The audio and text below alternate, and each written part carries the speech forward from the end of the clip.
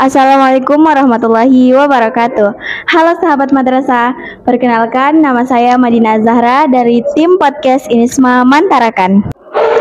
Masa-masa SMA adalah masa-masa yang seru, di mana kita sudah mengalami yang namanya puberitas dan maka muncullah berbagai permasalahan yang kompleks. Salah satunya adalah bullying. Nah, apa itu bullying? Mari kita kupas tuntas dengan Bapak di sebelah saya. Silahkan Pak, boleh diperkenalkan diri Bapak. Baik, terima kasih. Assalamualaikum warahmatullahi wabarakatuh. Perkenalkan, nama saya Pak Septian Trijaya, sebagai guru BK di Madrasah Aliyah Negeri Tarakan. Terima kasih atas perkenalannya. Nah, kita mulai aja nih pertanyaan pertama Pak. Bullying itu apa sih? Baik, kita di sini bicara santai saja. Jadi Bapak sedikit menjelaskan tentang bullying. Bullying itu adalah sebagai bentuk penindasan. Entah itu penindasan yang dilakukan individu maupun kelompok. Biasa penindasan yang dilakukan itu merasa kelompoknya atau individunya lebih kuat dan yang ditindas itu lebih lemah. Dan sakitnya perilaku bullying ini, dia berterus-terus, dia terus-terus melakukan hal yang sama gitu. Begitu ya Pak. Baik, selanjutnya apa yang dapat dilakukan oleh guru bimbingan konseling untuk mencegah dan mengatasi permasalahan bullying di sekolah?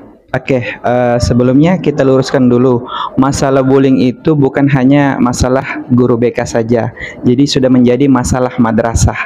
Jadi di madrasah ini punya program anti perundungan, namanya Madrasah Care, di mana di situ dijelaskan bahwa setiap siswa di madrasah harus mempunyai jiwa kepedulian, jiwa saling menghormati, dan ada mendidik di situ. Mendidik di sini dalam artian memberikan pemahaman-pemahaman tentang hal-hal yang boleh dilakukan atau tidak dilakukan, begitu. Intinya di sini madrasah memberlakukan, apalagi kita sekarang sekolah ramah anak, memberlakukan program anti bullying. Sejalan dengan hal itu semua, intinya supaya teman-teman semua, anak-anak madrasah itu tidak ada berperilaku bullying. Nah, jadi seperti itu nih informasi dari guru BK kita. Selanjutnya, bagaimana mengidentifikasi tanda-tanda bahwa seorang siswa sedang mengalami bullying atau pernah dia bully lah ceritanya begitu. Mengidentifikasinya sangat gampang sekali.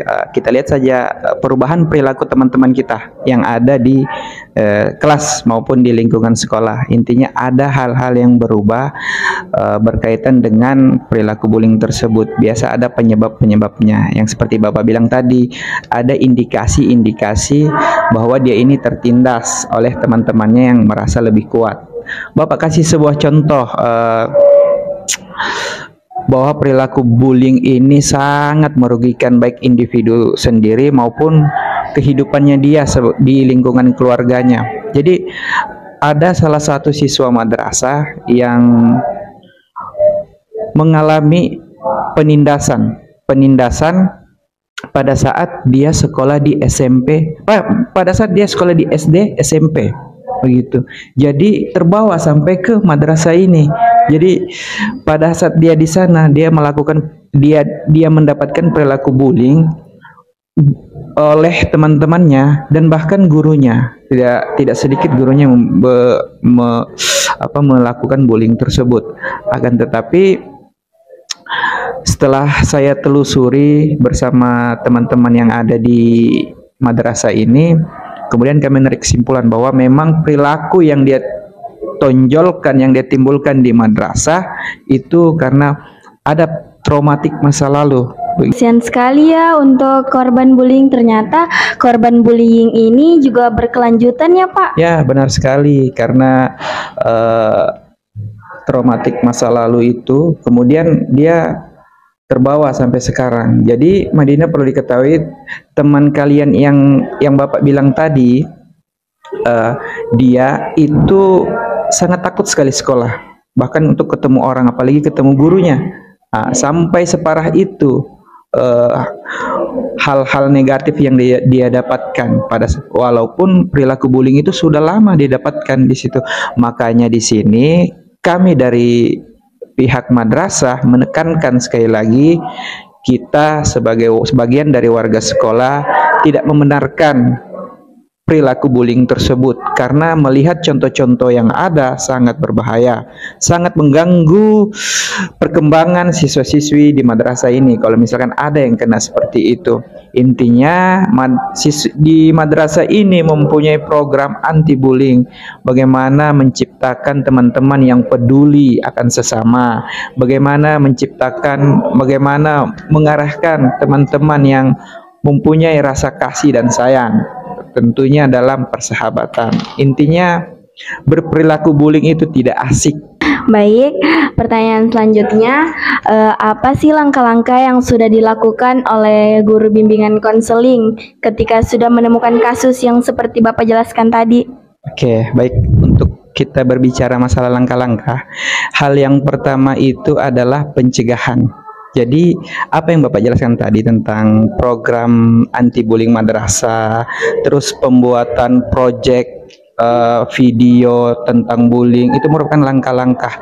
Terus ada juga kami di madrasah membuatkan pamflet-pamflet, poster-poster tentang bullying, itu merupakan pencegahan bagaimana para siswa-siswi atau lingkungan di madrasah. Berbicara mengenai langkah-langkah yang diambil oleh guru BK, seperti Bapak bilang tadi bahwa bullying ini merupakan masalah semua, bukan hanya guru BK saja. Kalau langkah-langkah yang kami ambil sebelum ada perilaku bullying tersebut, itu harus pencegahannya dulu seperti apa? Pencegahannya, terus kita ada proses pembuatan video pendek mengenai bullying, terus ada program madrasah, itu merupakan pencegahannya. Kemudian kalau misalkan bagaimana kalau anak-anak yang sudah mendapatkan perilaku bullying, tentu di situ kita ada identifikasi awal.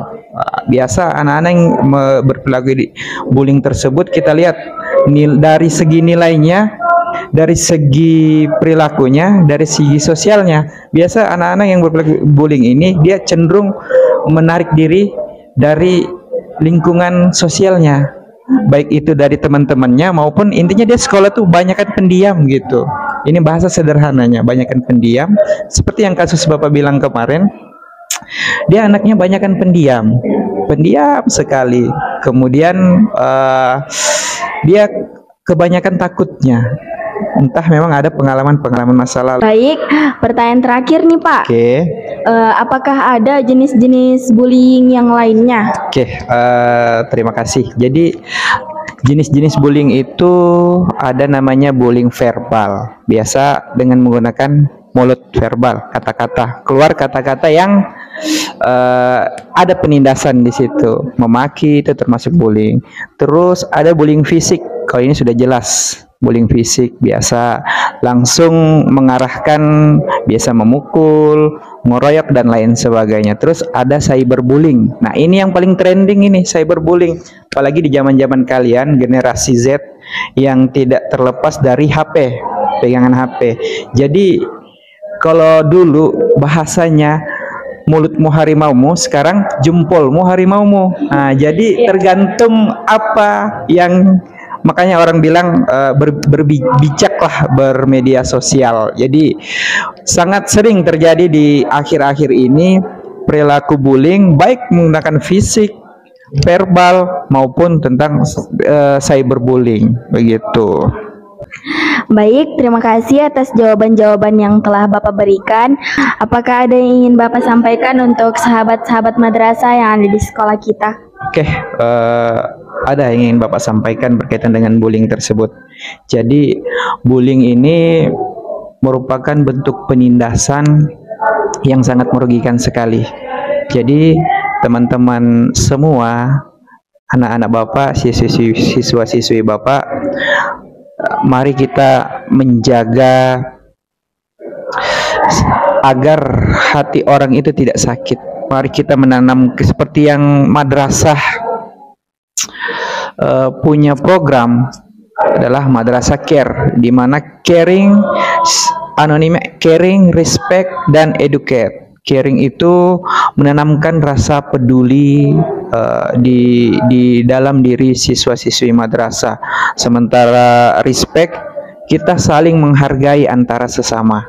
Terus edukasi, kita saling mendidik, saling bertukar pikiran mengenai pendidikan dan banyak hal-hal yang lain yang lebih bermanfaat dibandingkan perilaku bullying tersebut.